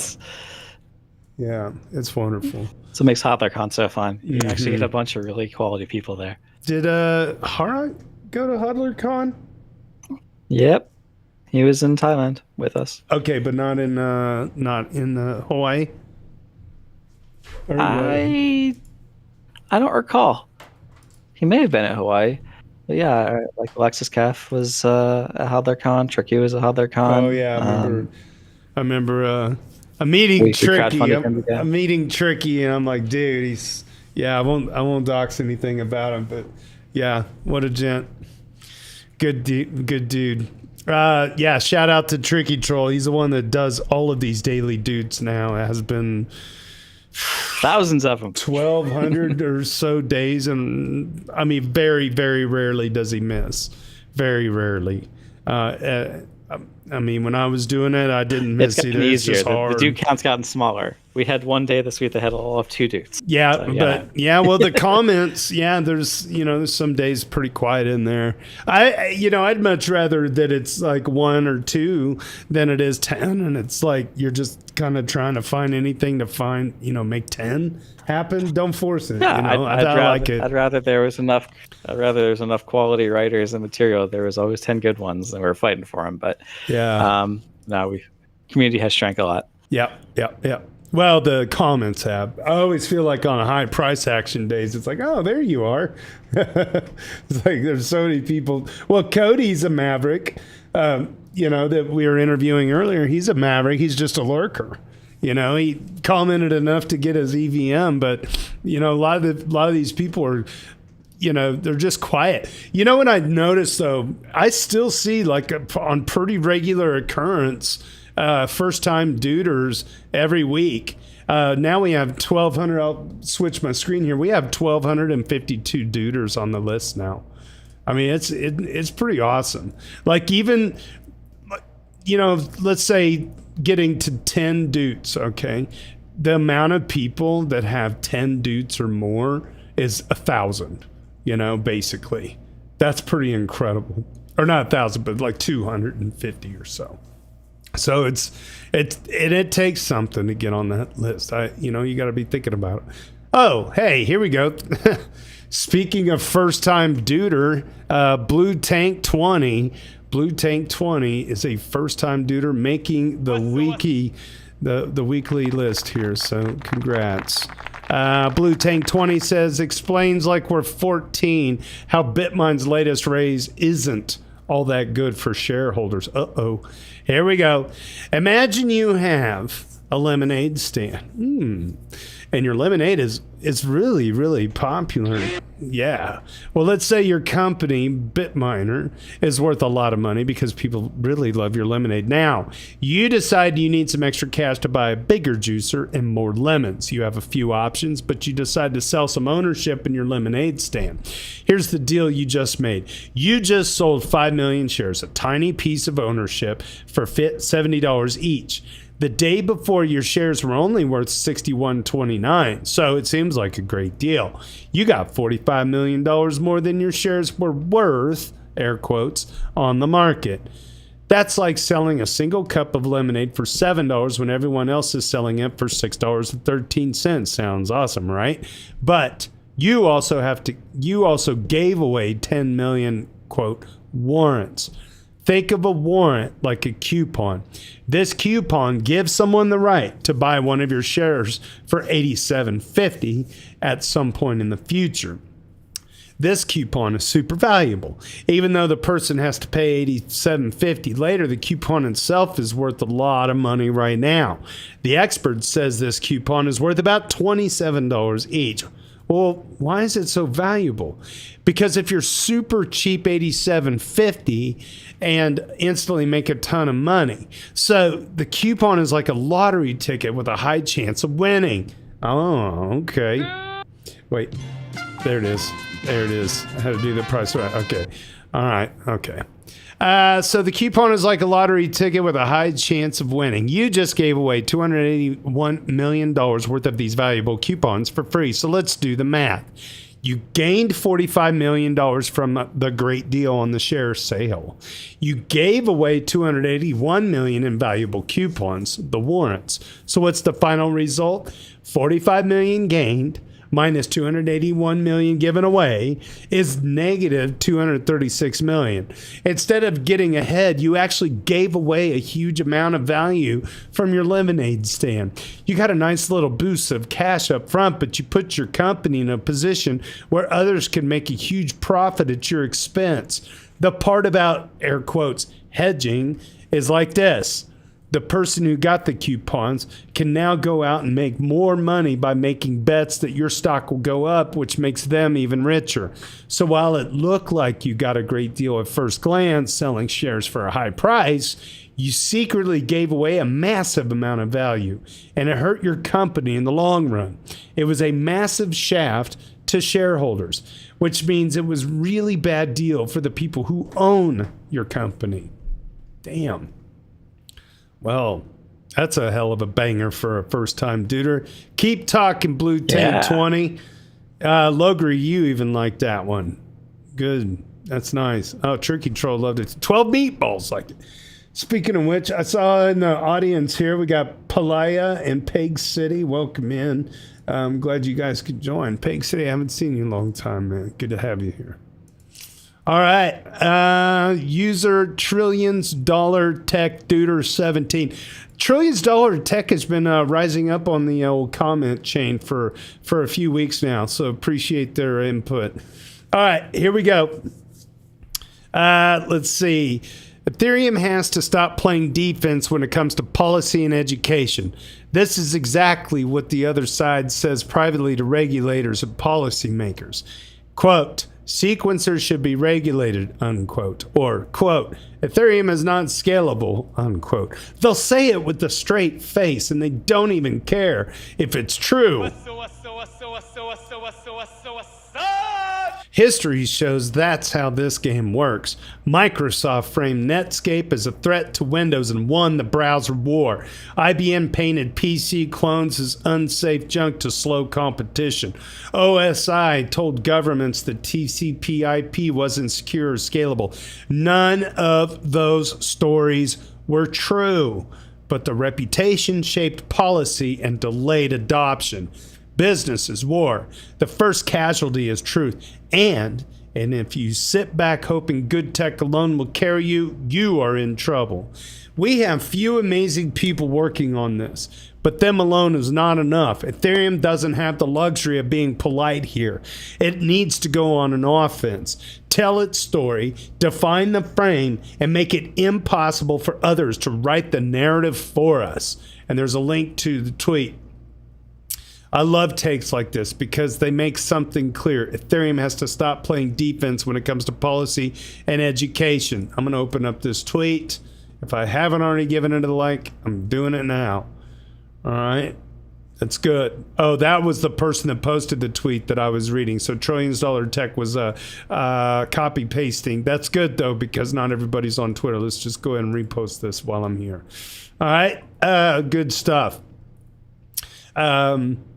This was what I took from it. I wrote I quoted that none of these stories were true, but the repetition shaped policy and delayed adoption. And I'm like, that needs to be the Ethereum bumper sticker.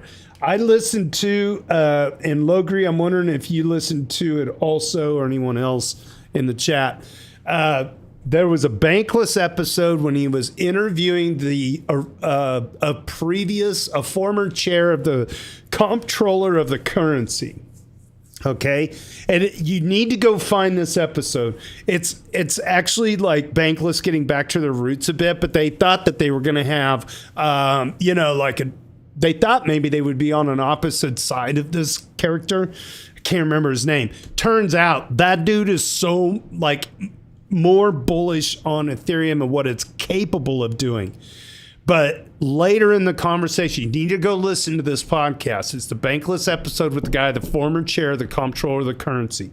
Towards the end of the episode, they were kind of winding down the discussion, and he was basically laying a warning out there that Ethereum can do all the things we want it to do, but the technology alone isn't going to work. You have to play the game. You have to play the political game. And it was just kind of like, it was kind of hard to hear, but we know just based off this last election that crypto is a force of change if you put the money in the right places and have the right narrative and the message in Washington. David Hoffman responded, and he's like, well, if it really comes to anything, that's why you buy Bitcoin. And the dude freaking sat David down in his reply. You got to listen to it because it was such a slam dunk. Like, if you think Bitcoin is the answer to getting out of this, you're totally disillusioned. Like, this this hippy dippy crypto stuff is like, that shit's done. The people in Washington now, it's like he said, this comptroller guy, he said it so well. He was like, it's going to be an evolution.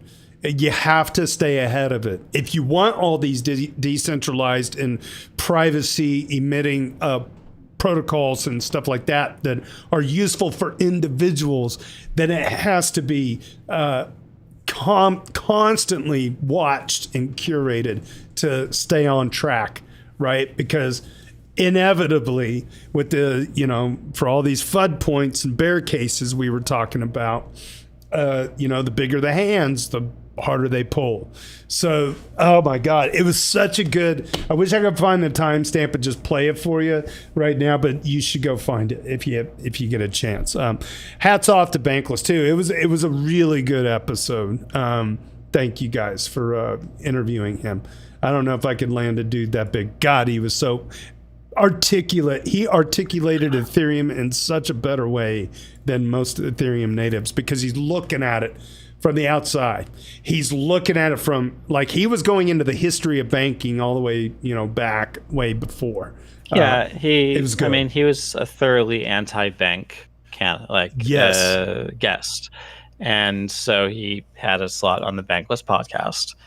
And I agree with your message of we have to represent ourselves better. I think that's why I'm so excited about Etherealize and the work that they're doing. Where first they put out that report for ETH is digital oil to try and say like here's the value of the ETH asset, and then they were pushing that to try to get companies to buy ETH. And then shortly after, like literally months later, we got treasury companies, which have now bought, I don't know, $10 billion plus of ETH, right? Mm-hmm. So that was, huge impact of like 3 or 4 people, right? Yep. Then we have them put out this next one, which is talking about Ethereum's going to upgrade Wall Street. Not that we're like going to go around Wall Street, we're going to bypass Wall Street. It's a revolution, et cetera. Not that we're outside of it, but that we are going to be used to upgrade Wall Street. And they go through methodically and make a good case of it. Yeah. And I'm glad that we have them out there defending us. We really needed that 3 or 4 years prior. But I think Operation Choke Point really silenced a lot of people. Mm-hmm. Yeah, that was. We fell asleep for like 3 years, and it was. I mean, looking back, we were. What could you do though? We fell asleep on anything to do with TradFi, right? We turned to airdrops and restaking and NFTs. Meme coins and other. Not even NFTs. NFTs are 2021. Yeah, It was kind of by the time Operation Choke Point was getting underway, NFTs are on the tail end. But for 3 years there, I think we were we gave up on any hope of TradFi like integration. I didn't see much in the way of RWA growth then. I didn't see much in the way of institutional growth then. I didn't see anything from the Ethereum Enterprise Alliance for several years there. It just kind of became an internal meme coin casino with a lot of internal churn. And I made a bunch of money on airdrop season. I did well on farming stable coins during that time. Systems continued to churn along, but we lost a lot of the hope, I think, that originally attracted me to the ecosystem. I know you read a post from me before on that, but I feel we used to have grander sights, and I hope that we can learn to dream bigger again. Dream about having $4 trillion of stable coins on chain. Dream about how we're going to use those to make the world a better place, to make money and financial services accessible to a wider audience, to debank people and remove parasitic middlemen, remove banks entirely if we can. I hope that we can dream bigger again because the technology is ready for it. Yeah, we just need to get to retail. And how do you do that? Well, I think the way that we do it at the moment is through. You can get someone like Fidelity that debanks people from the bank, right? They can, as an institution, come in and offer basic banking services, ATM services, checking services, etc., through blockchain rails, and potentially say, "Well, Wells Fargo, that sucks for you, right? People don't need to deposit to you anymore. We have a better savings account. It's called our money market. Any cash you have there goes into it by default. We give you a higher rate because the money that's in that money market now goes to Ethereum." To Aave or something, right? Mm-hmm. And gets that extra yield, right? So we can we DeFi mullet this, right? Because I've given up on reaching retail directly. So I think whether people know it or not, they're going to be using Ethereum. Their money's going to be parked on Ethereum. They might not have a wallet, they might not have a private key, but it's going to become the underpinning of a lot of the systems that people think they own a stock, right? How is that transfer? How is that? What records who owns what? We can upgrade all of that with Ethereum. Right now it's just some private company. I just got a notification on PayPal yesterday to opt into PiUSD. And if you hold PiUSD on PayPal, they'll give you 4%. I mean, you bet. It's just the money market. So why take 0% on a checking account? Exactly. Why should you be forced to lend money at sub-market rates to a real estate billionaire in order to access, your money to pay for a coffee. There's a bundling of services in a bank right now that is very unfair to the consumer. And we were talking about renegotiating where that stablecoin yield goes, where the treasury yield goes. We can renegotiate that at a societal level, and we really, in a serious way, either change how banks are structured, their relationships with their customers, or just remove banks entirely from the system, and go from lending, basically decouple the lending aspects and the credit facility aspects from the basic checking services. And banks do perform other services for large enough customers, but if you're just depositing your direct deposit there from your paycheck and then using it and living off of it, you're really they're preying on you, right? Like they're making money on you with overdraw penalties, and they're making money with you if you don't have a certain amount deposited there. They're taking a monthly fee for you, right? They're keeping all the interest on your money and paying you none of it. And the only reason you're taking that deal is because you're not aware of one that's better. I'm wondering. So I'll make it better. I'm wondering if banks. I'm just envisioning a future of like how they kind of survive in this arena. I wonder if banks are going to be able to offer FDIC insurance on a stablecoin vault thing, where they offer 3.5%, may not be 4%, but at least it's insured. FDIC insurance is there in case the bank lends out money and then the loan goes bad and insolvent and the bank collapses, etc., that your money is insured by the government from lending risks, essentially, right? If your money is backed by a T-bill, then what do you need FDIC insurance for? It's backed by the Federal Reserve, right? They're going to pay out the dollars at the end of it, right? So there's FDIC insurance is kind of meaningless in that case. I know we harp on it, banks being safe because of FDIC insurance, but what is it insuring against? Right. It's insuring against risks that don't exist if you are essentially backed by a T-bill. Mm-hmm. That makes sense. All right. Well, time has come, friends. We are down to our last doot of the week. User Hitman616, speaking of people that have 10 doots or more, Hitman616 is a dooter number 10 for this week. Thinks that institutions are coming. It just won't be overnight. All right, Gensler's SEC was literally prosecuting ETH app creators until 8 months ago. Why would any U.S. institutions touch ETH with an SEC that aggressive? DATs also weren't even a thing until May 2025, like 3 to 4 months ago? And they've already bought 4% of ETH supply. That's 5 million ETH. The answer is, how long do we wait? Is, in my opinion, at least roughly 12 more months. By then, we'll likely have retirement funds open to buying BTC and ETH and clearer rules about how TradFi institutions can safely build on Ethereum without being worried about SEC prosecution.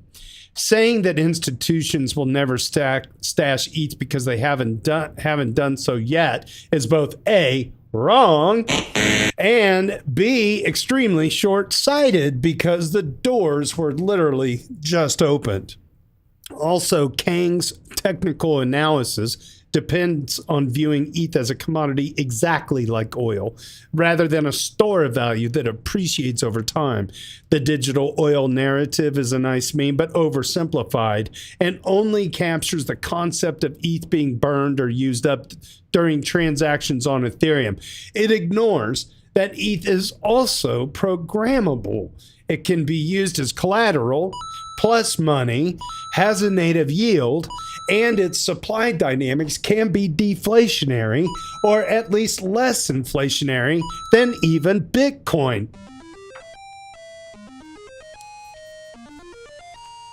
None of these other properties is true for oil, so assuming ETH will trade in a set range, for example, $1,000 to $4,000, makes no sense.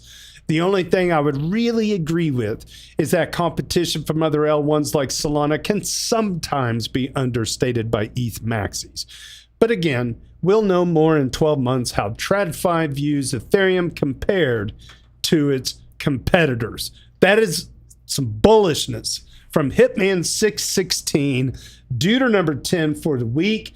That's it for the show today. Stick around after the live stream if you want to on Discord for another hour or whatever. Well, we eat some popcorn. It's a fun place to let loose while the parents aren't watching on YouTube. Hi, Mom. On behalf of the R Ethereum Daily General Discussion and the EV Maverick Style, my name is JT.